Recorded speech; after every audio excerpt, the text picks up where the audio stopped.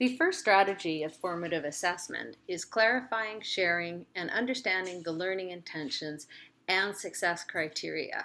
Success criteria is built upon the learning intentions. For the sake of length and time, we're going to look specifically at learning intentions in this part, and then there will be another presentation specifically on success criteria. So why is it that we hear so much about the importance of learning intentions? Well, before we can find out what our learners are learning, and before we can give them that effective descriptive feedback, and before we can engage our learners as resources for one another and owners of their own learning, we have to be clear about where it is that we're going. Not the activity or the content, but really what it is after we're finished this unit of learning we want our students to carry with them. What do we want them to take away? So as you can see in this graphic, the learning intention is the hub. It starts from there. When we think of our end in mind planning, we take the big idea, we look at the content that works with that big idea and think through the curricular and core competencies that we want to develop with our students around this big idea. But we have to break that big idea down into what are the knowledge intentions, learning intentions, the skill learning intentions, as well as the understanding learning intentions that we want for our students. So learning intentions, we will have them for our larger unit, and for the larger unit we would have knowledge, skill, as well as understanding learning intentions. And then for our lessons might be one class or a couple of classes that depends on how much or how big of an idea it is. We might have knowledge and skills, or maybe we're focusing specifically on a knowledge one, so we don't necessarily have all three for every single lesson, but for the whole unit we will. So when we're planning for a unit of learning, these are some questions that we would ask ourselves to start to formulate our big idea, or sorry, not our big idea, our learning intention. And as you can see, they're reflective of the know, do, and understand with BC's redesigned curriculum.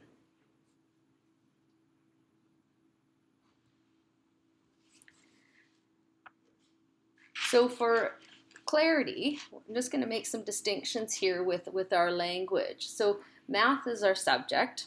Decimals is a topic within the subject of math.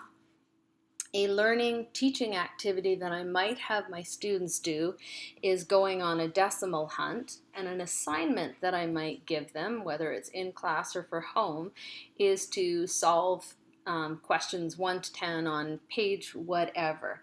But my learning intention, and the reason that we did the activity that we did and I gave them the assignment that I did, is so that they can learn how to read decimals and put them in order from smallest to largest. So it's just to clarify our language, to distinguish between. So as mentioned earlier, there are 3 different kinds of learning intentions. There are our knowledge, our skills, and the understanding. So one of the challenges is that our redesigned curriculum will lay out some of the content we want our students to know, but not necessarily break it down into specific knowledge. So here's some examples of some kinds of knowledge intentions that we might be building from. So you can take a minute and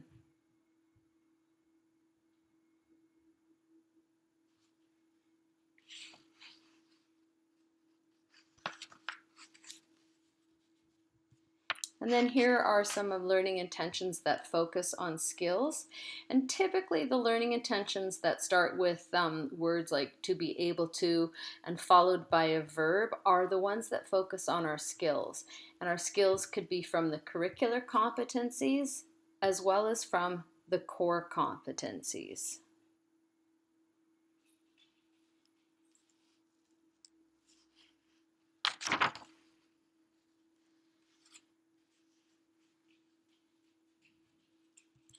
And here are some learning intentions that focus on understanding.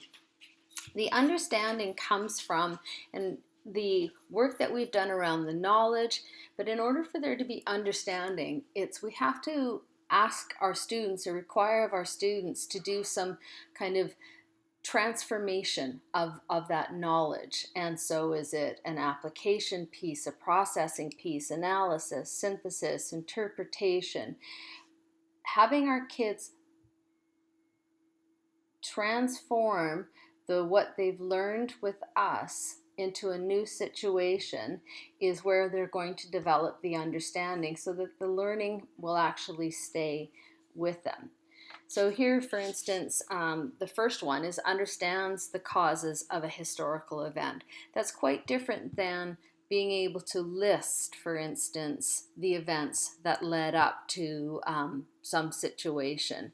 So it might seem like it's a subtle difference, but it is requires much more higher order thinking skills.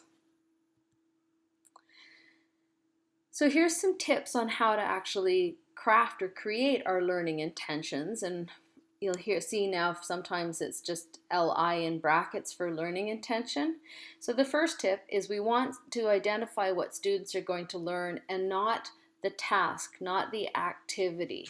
So if, for instance, for the skill ones and the knowledge one, there are some verbs there that will help us get towards moving past just the task or activity that we're asking our students to work with or to learn. So the bottom there are a couple of examples.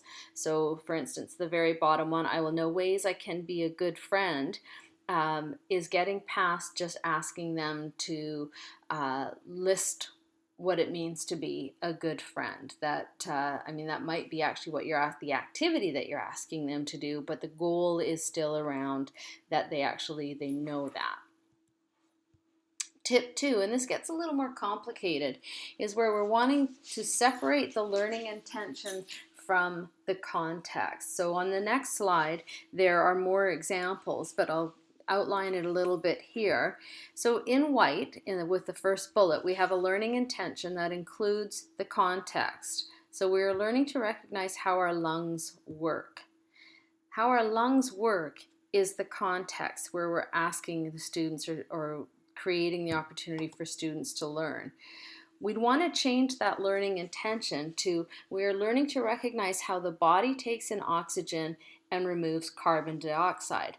The reason being is that a learning intention is far less useful if it specifically includes that context, because now students are less likely to transfer the learning about how the body takes in oxygen and removes carbon dioxide to another context or another situation, because they think it's specifically about the lungs. And we've all had that experience where, we know our students have learned whatever it is that we're working with in, a previous year or in another class, and yet they're not able to do it at that moment in time with us. So one of the things with learning intentions is they're somewhat generic. Really, it's a generalization, a generalizability. So here's a chart that you'll find in the columns, gives you a bit of an example around a confused learning intention, how to maybe clarify it, an explanation of what that context is, and how it could transfer to a potentially new learning situation. This is taken from the work of Shirley Clark, which Dylan William refers to quite a bit in his work. So the bottom example there is connected to the big idea that I used in the presentation on unpacking a big idea. And I'll refer to this big idea towards the end of this presentation as well. So the confused learning intention is I can show how the motion of the earth causes the flowers to bloom and the leaves to fall off the trees. Really, I want students to understand how the motion of the earth causes our seasons. And so the motion, I would have worked with them around that it's the orbit, it's the rotation, it's the axis, etc. So the context was specifically about flowers blooming and leaves falling. And why I want to remove that is I want students to be able to compare the seasons in different regions and explain it in relationship to the Earth's position to the sun. And other regions might not have flowers blooming and leaves falling off the trees.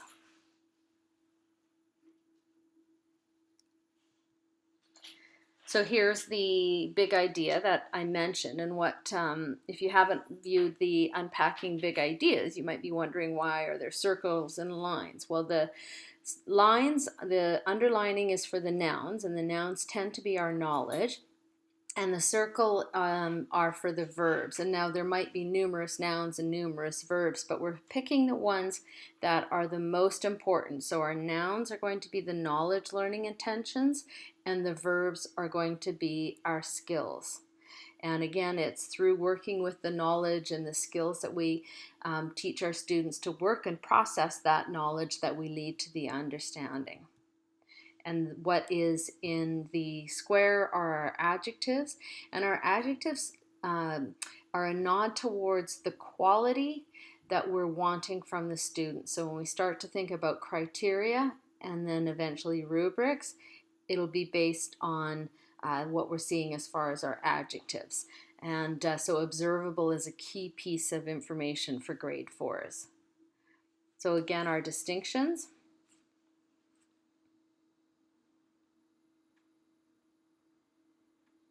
So for this lesson at the bottom, my learning intention is to know the seasonal patterns in the Northern Hemisphere. And I've kept it specific to the Northern Hemisphere because eventually then we'll be looking at the Southern Hemisphere, and it's through that work that I'll start to be able to help students understand that the tilt of the Earth and the distance of the Earth to the sun, etc., really impacts the kind of weather that we get, as well as what kinds of things we can grow, etc. So for this one lesson, I'm keeping it to the Northern Hemisphere.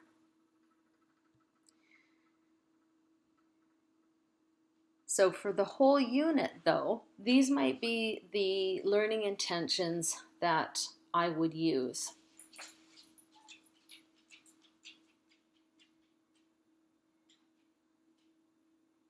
Now, as far as the skills go, there are far more curricular and core competencies that I could be working on within this unit, but I'm only looking and focusing on the ones that I really want to hone in on and develop at this moment and time.